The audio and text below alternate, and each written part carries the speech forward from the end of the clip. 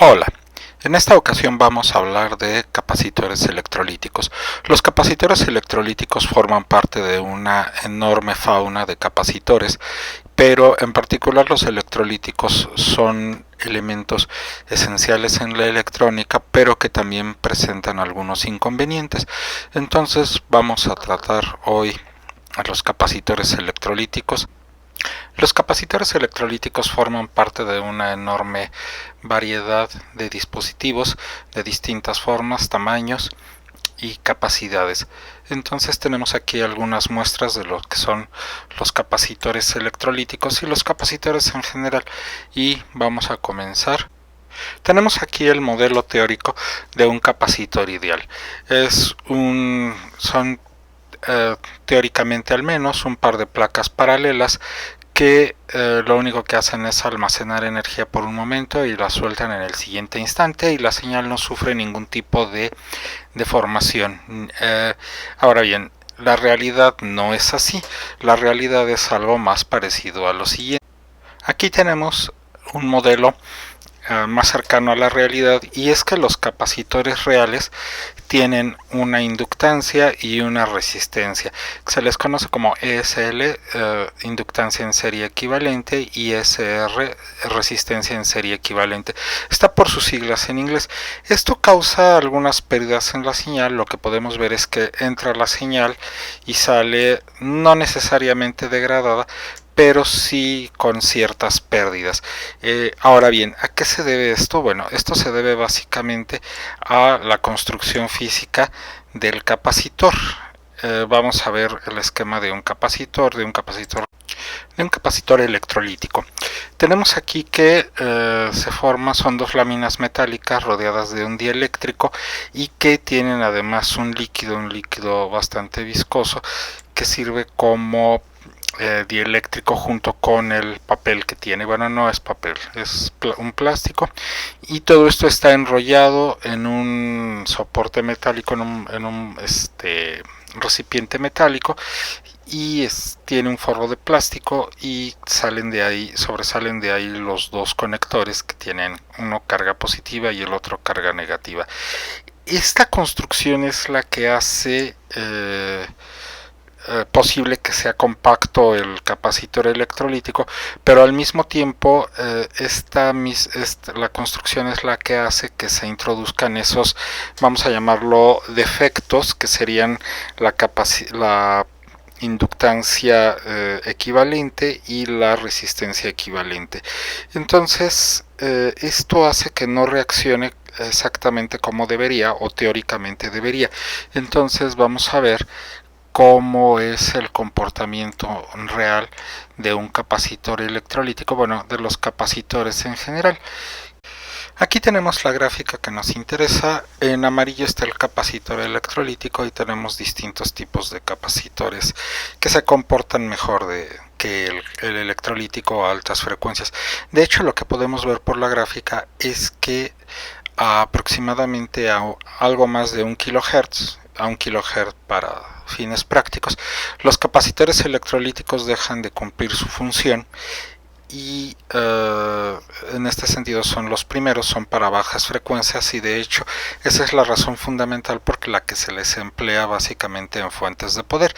Los demás capacitores que tenemos de distintos tipos se comportan mucho mejor, aproximadamente hasta 1 MHz, un poco más o un poco menos.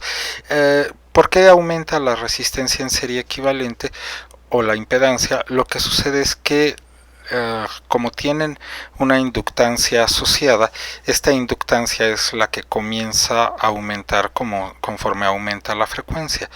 Entonces, vamos bien, la impedancia producto de la inductancia, la impedancia inductiva, va aumentando conforme aumenta la frecuencia, y aquí cuando vamos a trabajar a altas frecuencias, lo que nos está diciendo es que por un lado debemos ver la hoja del fabricante, y de ser posible medir el capacitor en la frecuencia real en la que vamos a estar trabajando. Aquí tenemos una gráfica, la misma gráfica, pero únicamente con el capacitor electrolítico de aluminio, el capacitor electrolítico de tántalo, que también es un capacitor que está polarizado, y comparándolo con el monolítico de cerámica de montaje SMD. Aquí los tres capacitores tienen el mismo valor, 10 microfaradios, y lo que podemos observar es que otra vez el capacitor electrolítico se queda alrededor de 1 kHz, mientras que el de tántalo llega aproximadamente hasta unos 10 kHz. Después de eso también comienza a ya no hacer una función real de capacitancia, lo cual puede provocar que los instrumentos o los aparatos se vuelvan erráticos. Para esos casos está el de cerámica monolítico, montaje SMD, que puede llegar hasta cerca de 1 MHz, todavía comportándose aceptablemente. Pero bueno, ahora, ¿por qué se siguen utilizando los capacitores electrolíticos de aluminio? Bueno, son convenientes, son económicos y para ciertos usos son la mejor opción. No es que realmente sean anticuados, son realmente buenas opciones, aunque últimamente se les está sustituyendo por capacitores electrolíticos también más pequeños, bastante más pequeños, pero son totalmente sólidos. Y es que entre los inconvenientes de los capacitores electrolíticos está el hecho de que con el tiempo pueden comenzar a dejar salir el líquido, que además puede daña las pistas, daña la placa PCB, y eso les pone bastantes inconvenientes. Es inconveniente. Para eso, bueno, pues comprar capacitores de buena calidad, los electrolíticos. De hecho, todos los componentes sería lo aconsejable conseguirlos de la mejor calidad que sea posible, pero habría que hacer mención de lo siguiente. Los capacitores electrolíticos, dentro de sus limitaciones, son muy buenos, y una de sus limitaciones es la temperatura. A pesar de que hay capacitores electrolíticos que actualmente ya funcionan a temperaturas de 100 grados centígrados, no es aconsejable llegar hasta esas temperaturas, porque el líquido que tienen adentro, el dieléctrico, se va degradando.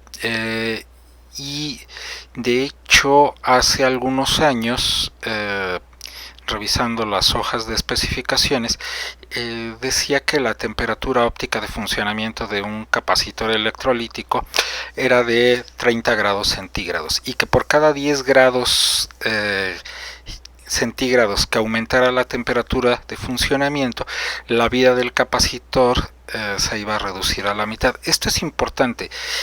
Si recuerdan, hace algunos años, no demasiados, que se usaban los focos ahorradores fluorescentes, prometían durar 10.000 horas, pero realmente eran muy pocos los que lograban eso, si es que había alguno. Eso se debía básicamente a que tenían capacitores electrolíticos y no tenían agujeros por los cuales pudiera circular el aire y refrigerarse. Por lo tanto, esos capacitores estaban trabajando a temperaturas bastante elevadas, y eso reducía dramáticamente la duración de los focos ahorradores.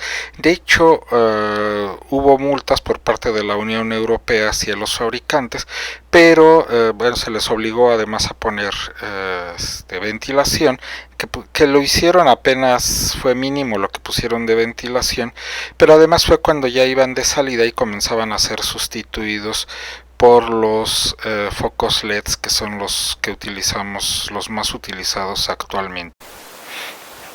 Vamos a hacer ahora algunos experimentos con algunos capacitores. Entonces vamos a comenzar con los capacitores electrolíticos. Tenemos aquí uno vamos a ver si se alcanza a ver en la pantalla.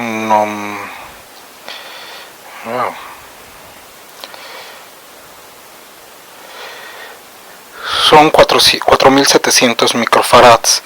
Entonces vamos a ponerlo en un medidor LCR. Estos medidores LCR son como que un buen complemento de los multímetros, porque te permiten medir capacitancia, inductancia y resistencia, impedancia, con además un plus en el caso de la resistencia, porque los multímetros comunes y corrientes, incluso los buenos, pierden precisión al medir resistencias por debajo de los 100 ohms. Entonces estos medidores son una buena opción cuando se tienen que medir ese tipo de resistencias pequeñas. Entonces lo primero que vamos a hacer va a ser descargar este capacitor antes de ponerlo en el medidor, cuidar la polaridad en este caso, ya que es un capacitor que tiene polaridad, y vamos a empezar. Entonces aquí en la parte de arriba tenemos la frecuencia a la que se está probando, y aquí tenemos el valor de la capacitancia medida. Entonces tenemos que está muy cerca del valor que dice el fabricante de 4.6 milihenries, milifarads. Pero ¿qué pasa si cambiamos la frecuencia? En este caso la frecuencia son 100 Hz, vamos a moverla a 120 Hz. El cambio fue mínimo, pero ya se notó. ¿Qué quiere decir eso? Que este capacitor es para frecuencias bajas. Vamos a ir ahora a la siguiente frecuencia del aparato, 1 kHz, y aquí ya hubo una disminución muy drástica. ¿Qué quiere decir eso? Que ya el capacitor es completamente inútil en su misión a esta frecuencia. Básicamente la misión del capacitor en un circuito es el de mantener constante cierto voltaje, y aquí pues ya no estaría cumpliendo su misión. Vamos a ir a la siguiente frecuencia, 10 kHz. Aquí bueno, pues ya el asunto es completamente ya es inútil, y a 100 kHz bueno, incluso da un valor negativo. Entonces vamos a regresar a 100 Hz y tenemos un comportamiento excelente del capacitor. Estos capacitores evidentemente son para frecuencias bajas, fuentes de poder básicamente, y vamos a ir ahora con otro capacitor también electrolítico. En este caso es un capacitor de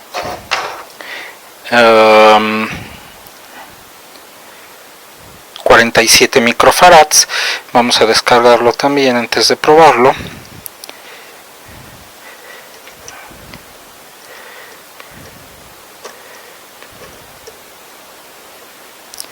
Y aquí otra vez 47 microfarads a 100 Hz, está muy cerca del valor nominal.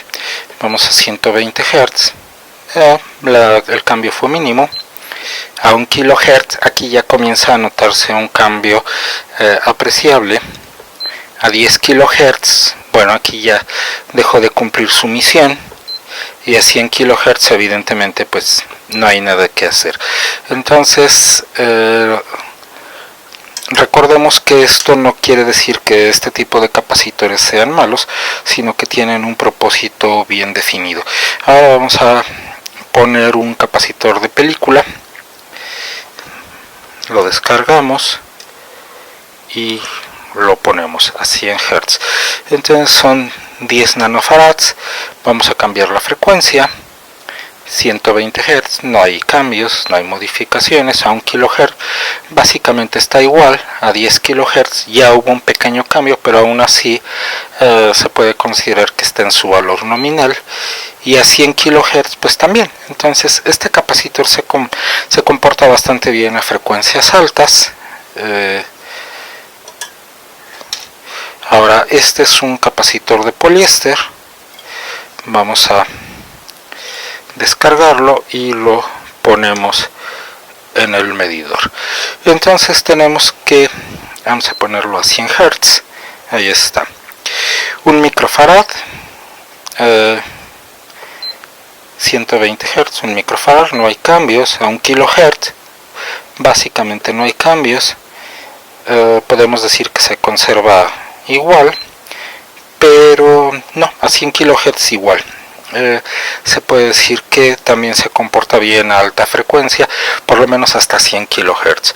Entonces vamos a poner este último, es otro capacitor cerámico. lo vamos a poner y vamos a ver. Entonces a 100 Hz 221 picofarads, se mantiene igual a 120 Hz. A 1 kHz básicamente no cambia. 10 kHz no hay cambio, y a 100 kHz tampoco. Este también es un buen candidato para usarlo en altas frecuencias. Ahora finalmente vamos a poner un capacitor.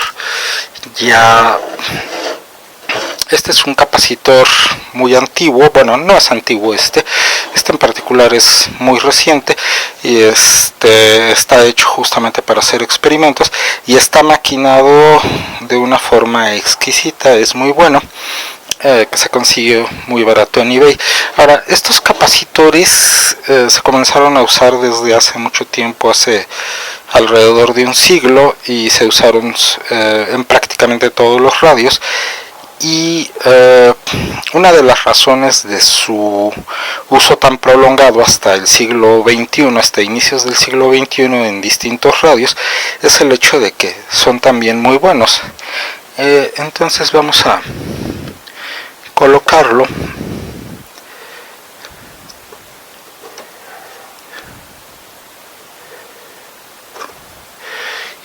Y en este momento está a su máxima capacitancia, 344 picofarads a 100 Hz. Vamos a cambiar la frecuencia, no hay cambio, básicamente no hay cambio a 1 kHz, a 10 kHz tampoco, y a 100 kHz ya hay cambio, pero de todas maneras lo que vemos es que se comporta muy bien, quizás sea el que mejor se comporte, y esto explica quizá de alguna manera el que hayan sido unos capacitores tan usados a lo largo de muchísimo tiempo. El hecho de que una tecnología deje de ser muy utilizada, o que, dicho en otros términos, que se vuelva obsoleta, no quiere decir que sea malo, pero en este caso su tamaño es bastante grande y sus posibilidades de miniaturización son limitadas. Entonces, en el momento que se pudo encontrar algo más pequeño y que sintonizaba mejor los radios, pues se cambió, pero es un capacitor que funciona realmente muy bien. Bueno, eso es todo por hoy y nos vemos la próxima vez. Muchas gracias.